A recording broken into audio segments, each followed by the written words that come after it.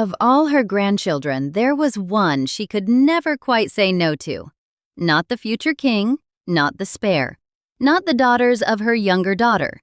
It was Andrew, handsome, cocksure, charming Andrew, who was, by the account of nearly everyone inside the household, the Queen Mother's unmistakable favorite.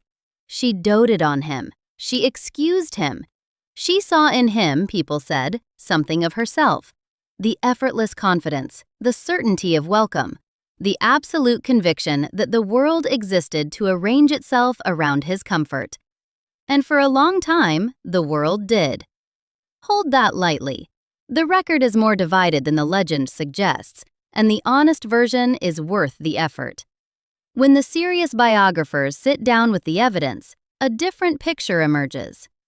Gareth Russell, whose 2022 biography, Let's Have Another Drink, is the most thorough modern account of her life, places Charles, not Andrew, at the emotional center of the Queen Mother's later years, describing her functioning as effectively a third parent to the future king, a figure who shared Charles's sense of duty, his humor, his aesthetic sensibilities. William Shawcross, who spent years inside the royal archives writing the 2009 official biography, commissioned by Queen Elizabeth II herself, 1,100 pages, with an advance reportedly approaching £1 million, devotes substantially more space to the Queen Mother's relationship with Charles than to Andrew. Hugo Vickers, in his 2005 biography built on the private recollections of those who knew her closely, does the same. There is also a conflation the tabloids routinely make. The claim that Andrew was his mother's favorite son refers to Queen Elizabeth II, his mother, not to the Queen Mother, his grandmother. Two different women, one borrowed mythology. Popular coverage collapses them together, and the favoritism follows the collapse. That isn't history, it's narrative convenience. What every version of the record does agree on, however, is the underlying trait, the entitlement, the certainty of welcome, the conviction that the rules existed for other people. In The Grandmother, a century of exceptional charm covered it so thoroughly that the public mistook the covering for the content. In The Grandson, the charm was absent, and what remained was recognizably the same disposition, visible at last as it had always been. The documentary record on the Queen Mother's financial habits isn't ambiguous. She spent. She always spent. Through widowhood, through decades of royal service, through the extraordinary long afternoon of her century-long life, she spent as though the bills were someone else's problem, because they were. When she died on 30 March 2002 at Royal Lodge, Windsor, aged 101, the private audit of her Coutts account reportedly revealed an overdraft of somewhere between £3.8 and £4 million. The Guardian published, the day after her death, the detail that Queen Elizabeth II had once joked that Coutts would have folded long ago, but for Mummy's overdraft. That joke works only if the number is real, and the daughter has been quietly managing it for years. She had been. Multiple accounts confirm the pattern. Elizabeth II covered the debts, discreetly, throughout her mother's long widowhood. In the Shawcross biography, she wrote about maintaining a regal standard, which she described as requiring large motor cars and special trains, and all the things that are expected of the mother of the sovereign. The standard, in practice, meant approximately £1 million a year in racing costs, 4 residences including a Scottish castle of 25,000 acres she occupied for roughly 6 weeks annually, and regular dining at Claridge's and the Ritz.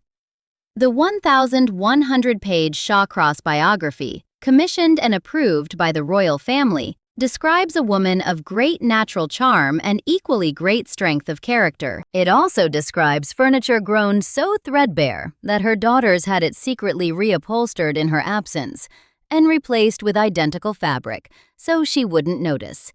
Her attitude toward post-war logistics was equally consistent.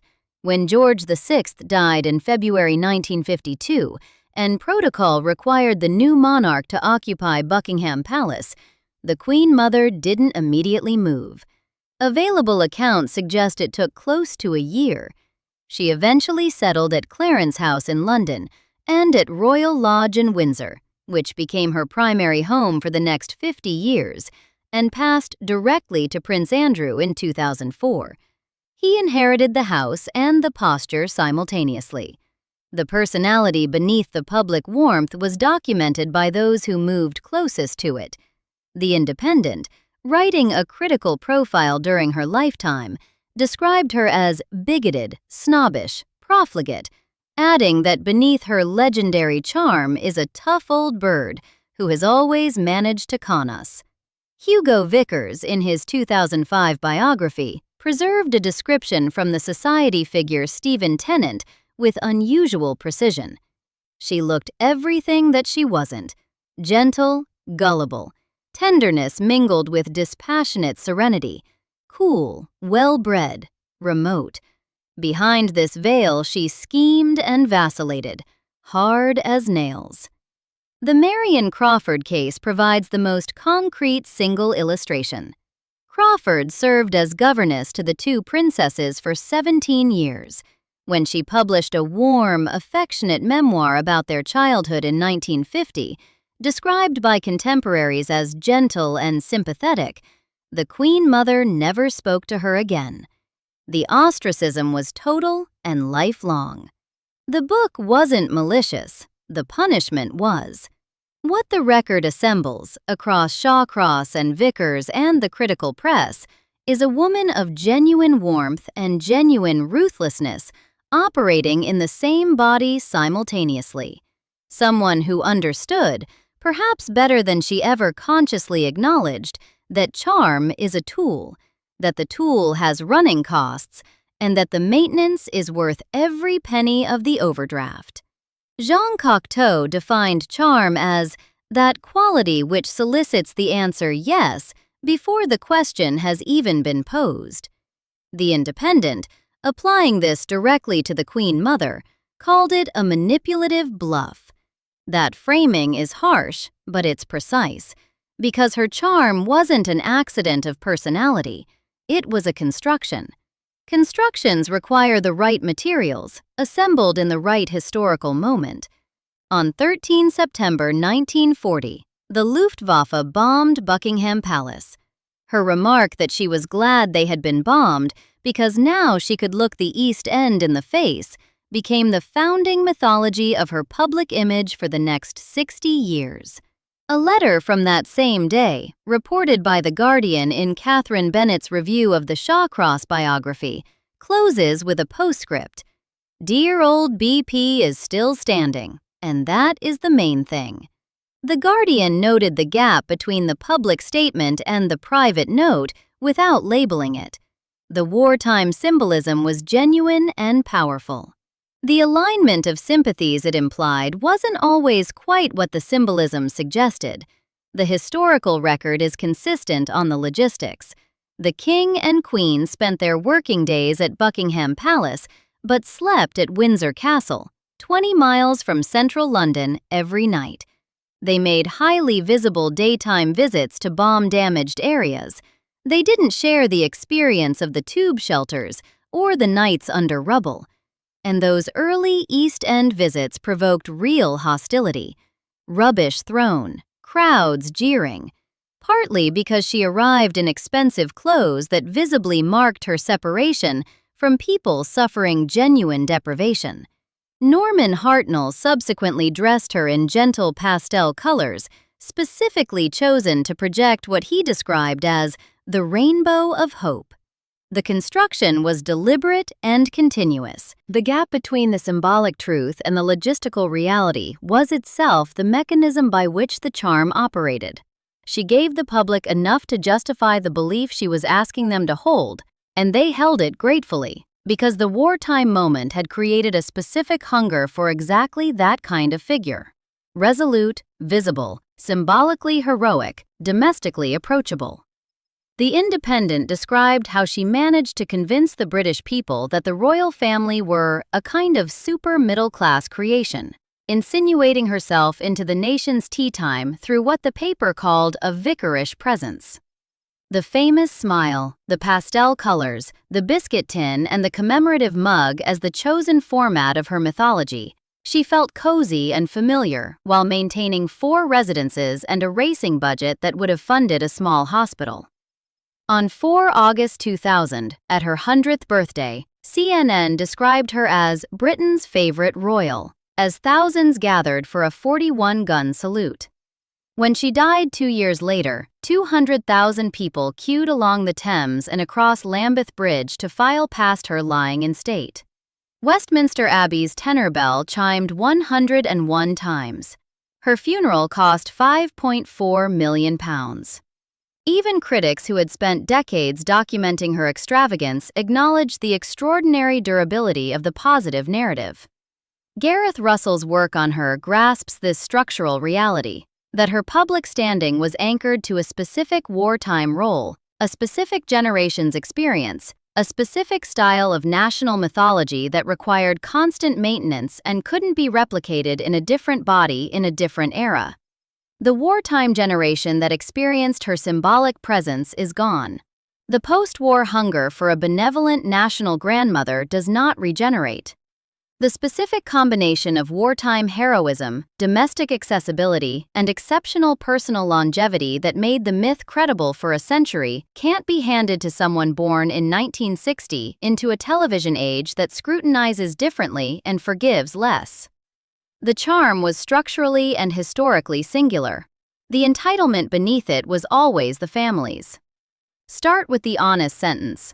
Andrew served during the Falklands War. As a Sea King helicopter co-pilot with 820 Naval Air Squadron aboard HMS Invincible, his duties included anti-submarine warfare, casualty evacuations, and flying as a missile decoy. He received the South Atlantic Medal. Veterans groups have consistently respected the service. That belongs in the record undisturbed.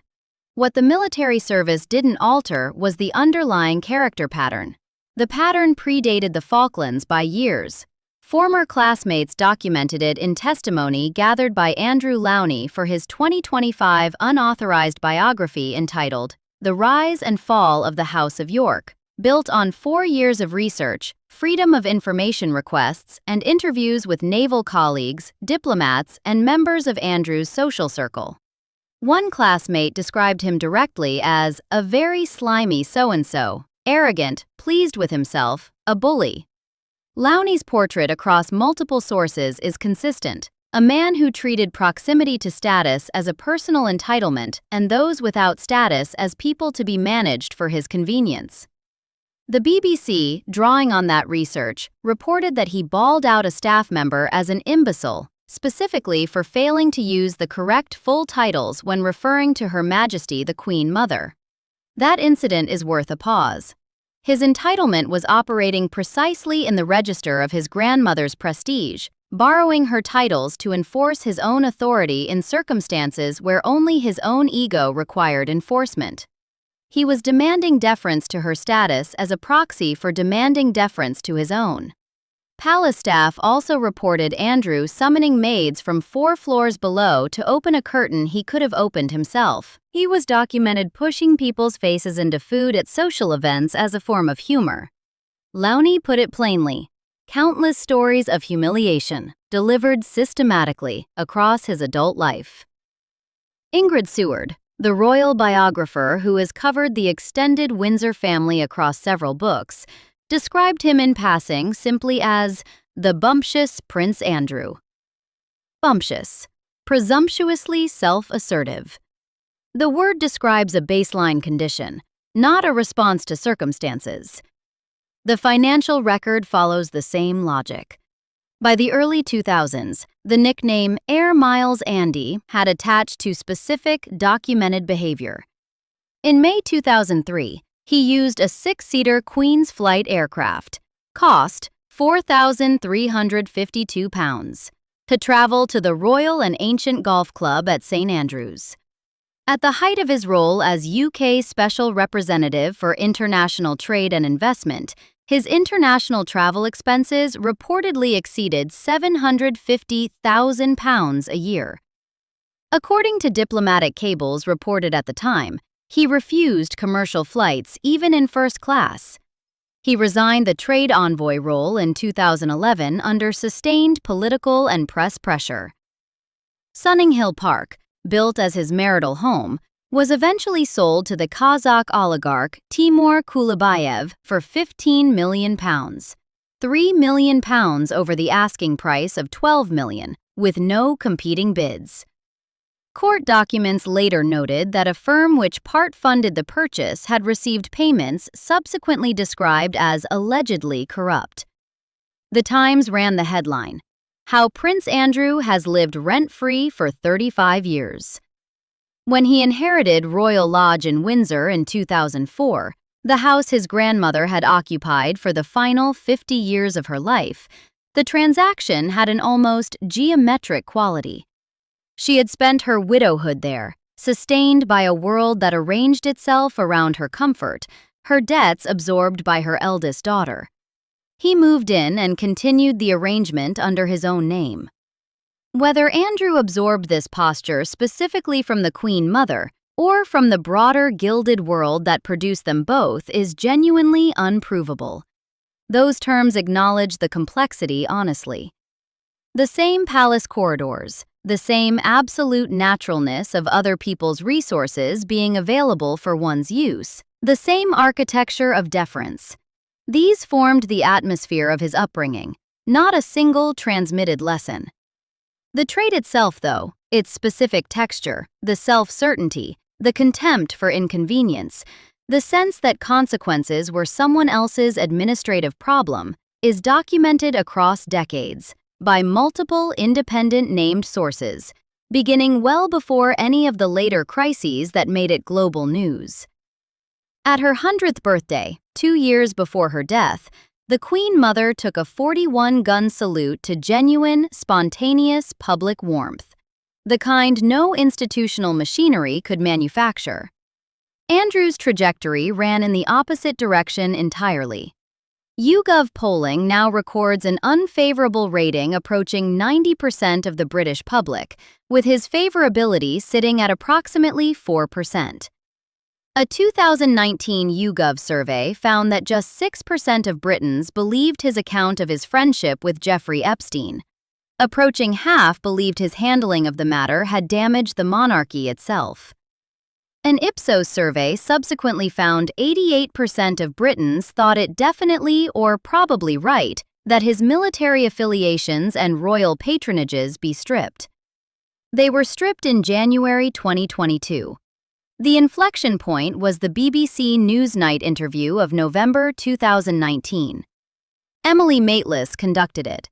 Andrew discussed, among other things, a medical condition he said had rendered him unable to sweat, citing as his evidence an overdose of adrenaline from being shot at during the Falklands War. Maitlis later said publicly that he had lost the respect of the nation in that encounter. What she was identifying wasn't a single catastrophic error of judgment, but the visible product of decades inside a world that said yes before the question was posed. He walked into a BBC studio and discovered the world had stopped saying yes. What is remarkable about this trajectory isn't the speed of the fall, but what it exposes structurally. The Queen Mother, at equivalent points in her public life, enjoyed unbroken warmth from the British public through her documented extravagance, her ostracism of Crawford, her forthright political opinions, and a financial situation requiring her daughter's ongoing private subsidy for decades. A woman running a multi-million-pound overdraft at Coutts while maintaining 4 residences and a £1 million annual racing budget was simultaneously described, without irony, as Britain's favorite royal. Those two facts coexisted for decades without colliding in public. Andrew was exhibiting a version of the same calculus, the certainty of welcome, the assumption that resources were available for his use, the confident conviction that inconvenience was someone else's administrative problem. Without the wartime founding myth, without the century of managed warmth, without the famous smile and the pastel colors and the domestic mythology, the identical underlying posture registered entirely differently. The nation had been given the same material twice. The first time it came wrapped in something singular and irreplaceable. The second time it came unwrapped. The public was ahead of the institution in drawing the conclusion. YouGov had Andrew below 10% popularity years before the palace formally stripped his titles in January 2022. Viewers watching archive footage of both figures had been making the comparison in public commentary well before any broadsheet published it as analysis. The formal institution moves carefully. The public, watching footage, moves faster. Lady Sarah Chatto, Princess Margaret's daughter, the Queen Mother's granddaughter, declined the HRH title and built a private life as an actress and artist, largely outside the mechanics of royal expectation.